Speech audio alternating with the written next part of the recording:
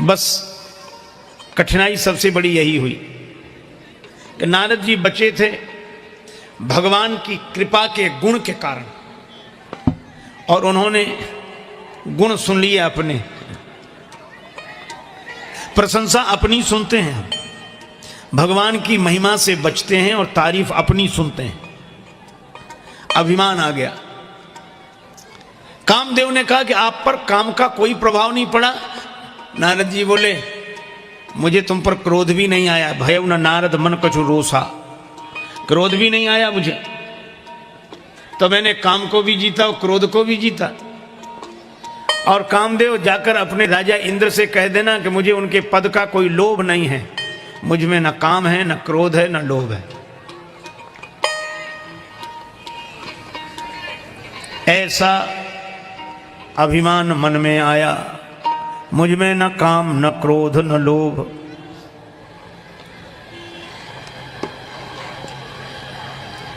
भगवान को भूल गए। अपनी प्रशंसा सुनकर अभिमान से भर जाने वाला भगवान को भूल ही जाता है।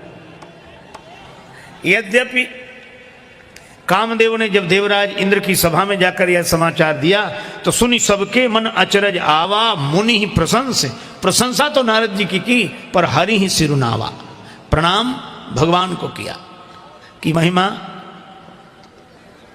उनकी है। लेकिन नारद जी को लगा कि मैंने काम को जीत लिया, तो मुझसे पहले भी क्या किसी ने काम को जीता? हाँ, याद आया, किसने? शंकर जी ने। हाँ, शंकर जी ने काम को तो जीत लिया पर क्रोध को नहीं जीत पाए, तभी तो क्रोध करके काम को भस्म कर दिया। पर वाह रे नारद, काम को भी जीता, क्रोध को भी जीता, लोभ को भी जीता, अब हमारे जैसा कौन?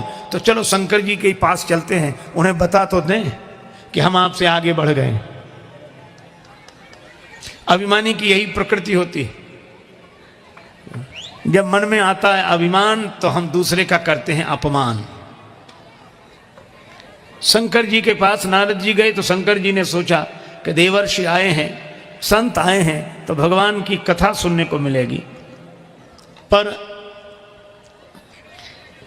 शिव जी ने कहा कि पधारो पधारो देवर्षि, आपके द्वारा श्री राम कथा सुनने को मिलेगी। नारद जी बोले आजकल हम नई कथा करने लगे।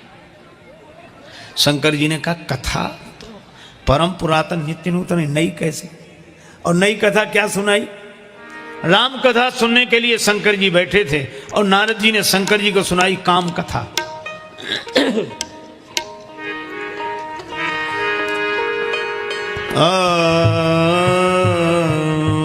मार चरित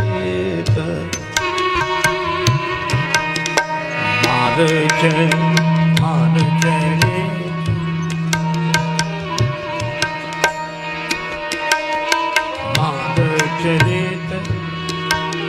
शंकर ही सुनाए,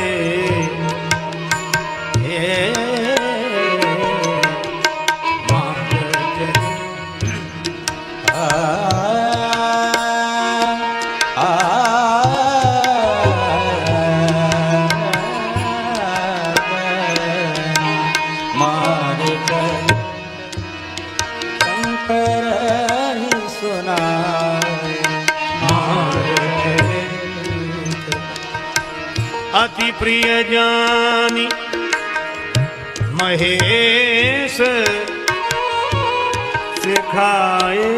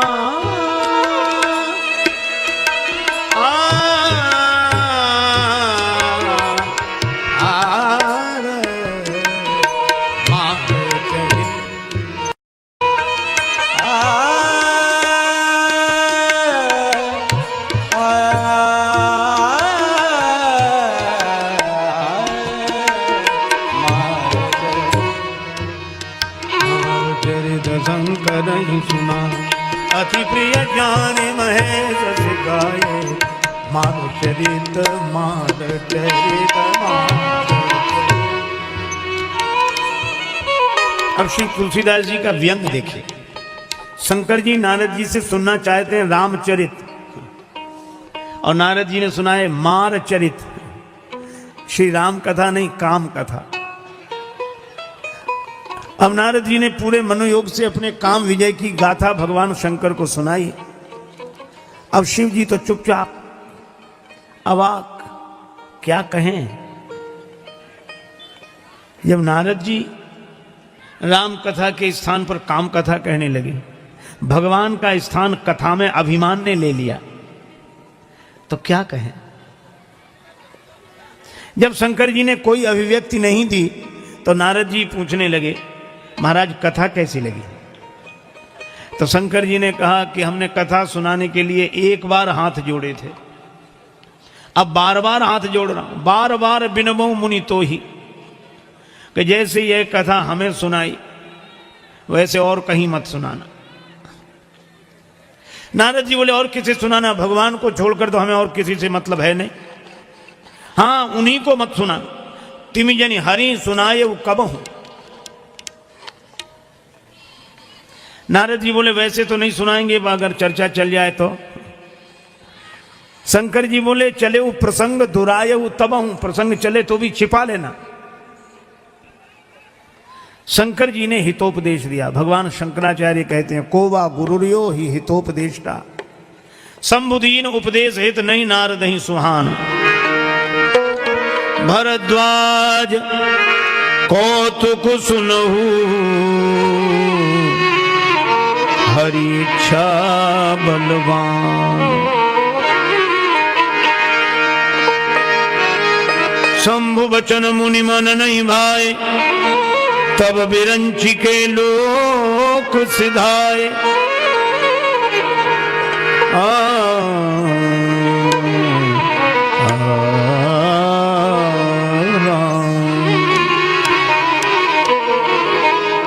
शंकर जी ने समझाया पर नारद जी को बात अच्छी नहीं लगी। जब आते अच्छे दिन तो अच्छी बात सुहाती, ना ही तो समझाने पर भी नहीं समझ में आती। भगवान की इच्छा। नारद जी को लगा कि ये कहते हैं कि भगवान को मत सुनाना यह कथा, विष्णु भगवान को काम विजय की गौरव गाथा मत सुनाना। हमको क्या मतलब जो भगवान के पास जाए, अब तो भगवान हमें बुलाएंगे। हमने जो कीर्तिमान स्थापित किया किसी ने किया, काम क्रोध लोभ तीनों पर विजय प्राप्त कर ली। अब नारद जी सोच रहे थे कि भगवान की ओर से निमंत्रण आएगा कि नारद जी आपका अभिनंदन समारोह होना है।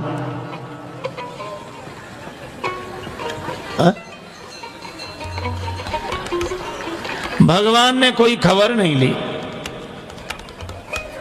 नारद जी सोच रहे थे कि भगवान बुलाएंगे, सम्मान होगा हमारा। लक्ष्मी माता ने कहा कि नारद बाबा की आपने खबर नहीं ली, बहुत दिन हो गए। भगवान ने कहा कि अब नारद बाबा को एक बीमारी लग गई, हम उनकी खबर अच्छी तरह लेंगे। अब नारद जी यही सोचें कि भगवान ने आज तक हमें बुलाकर सम्मानित नहीं किया, हो सकता है भगवान को पता न लगा हो। अब नारद जी ठहरे, बाबा जी कोई परिवारी व्यक्ति होते तो किसी सदस्य को भेज दे कि जाओ भगवान से कहे आओ। लेकिन नारद जी को लगा कि एक बार चलो हम ही जाकर भगवान को बता दें कि हमने क्या कमाल किया है।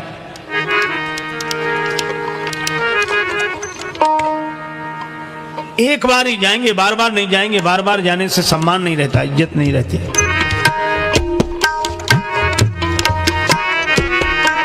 एक बार कर चल बर बीना, एक बार कर एक बार कर चल बर बीना, एक बार कर चल बर बीना। गावत हरि गुण गान प्रवीणा, गावत हरि गुण गान प्रवीणा। एक बार कर चल बर एक बार कर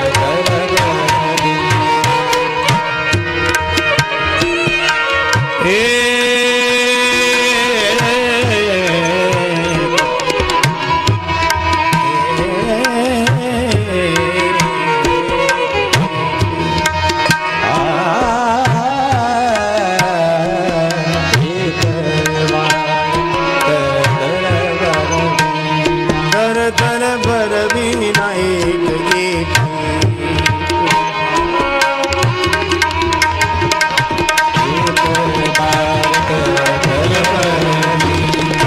गावत हरि गुण गान प्रवीणा।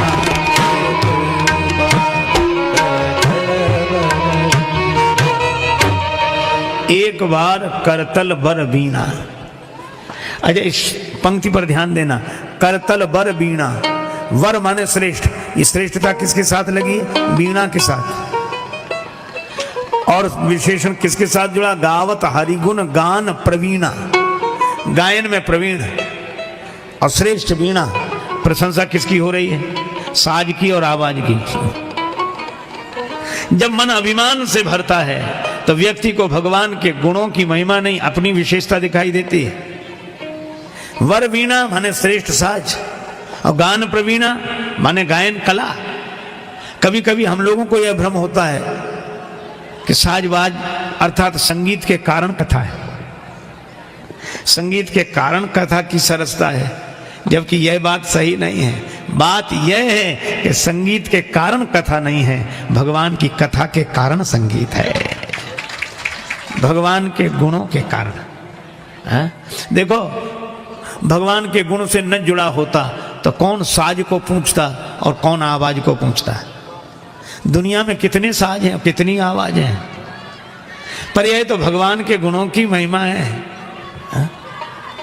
देखो, संगत ही गुण उपजे संगत ही गुण जाए, और बांस फांस और मिसरी एक ही भाव बिकाए। मिसरी के ढेले में बांस की हल्की सी फांस फंसी हो तो वह भी मिसरी का ही भाव बिकती है। इसलिए भाई, ये साज आवाज की महिमा भगवान के गुणों के कारण है।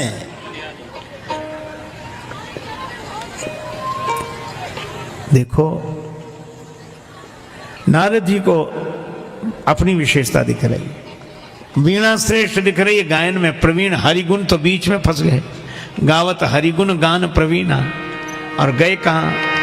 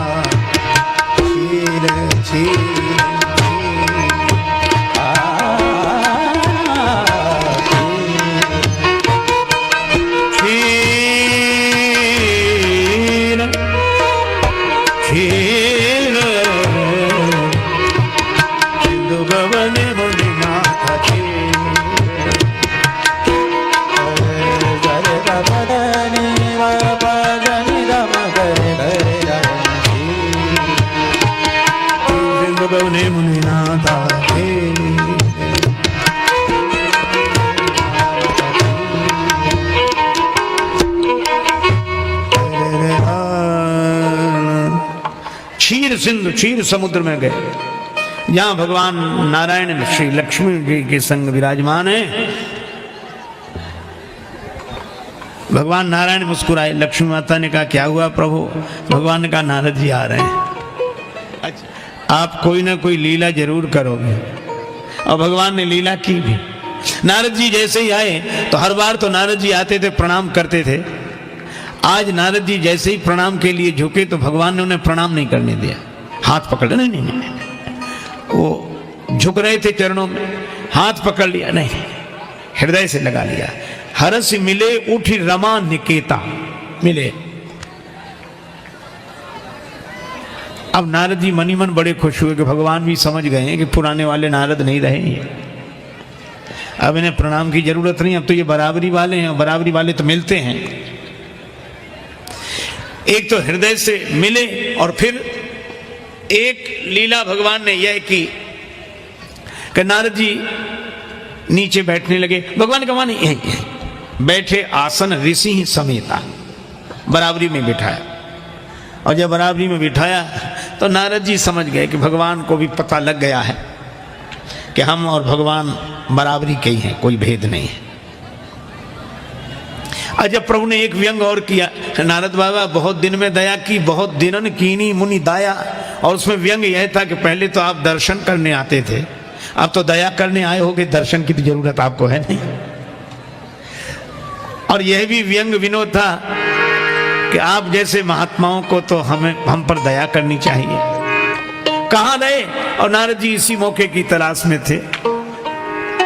कामचरित नारद सब भागे, कामचरित नारद सब भागे, कामचरित नारद सब भागे।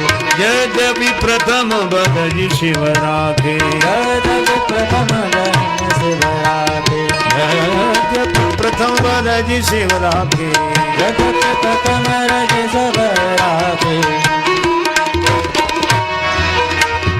कामचरित नारद सब, कामचरित नारद सब, कामचरित नारद सब भागे, कामचरित नारद सब भागे, कामचरित नारद। कामचरित नारद सब भागे। महाराज समाधि लग गई थी, देह की शुद्धि नहीं रही, वृत्ति अंतर्मुखी हो गई। भगवान ने कहा सर्दी गर्मी वर्षा में भी समाधि भंग नहीं। अरे महाराज आप सर्दी गर्मी वर्षा की कहते, काम आया काम, बड़ी चेष्टा की पर मेरा कुछ नहीं बिगड़ा। अच्छा ये तो बात सही है कि नारद जी का कुछ नहीं बिगड़ा, लेकिन आप ऐसे सोचो, आइए एक आदमी कह रहा था कि मैं ऐसे ही बैठा रहा और लोगों ने गोलियां चलाई, तीर चलाए, लाठियां चलाई, मुझ पर कोई असर नहीं। लोग आश्चर्य में, तू ऐसे ही बैठा? हाँ ऐसे। तुमने कुछ नहीं किया ना? मेरे पास कुछ था ही नहीं और मैं बच गया और ऐसे ही बैठा रहा।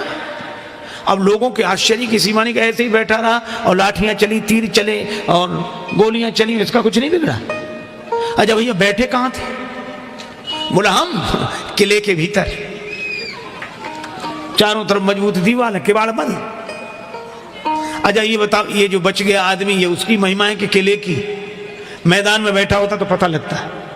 तो नारद जी काम के बाणों से बच गए क्योंकि वे भगवान की कृपा के किले में बैठे थे, बाहर बैठे होते तो पता लगता।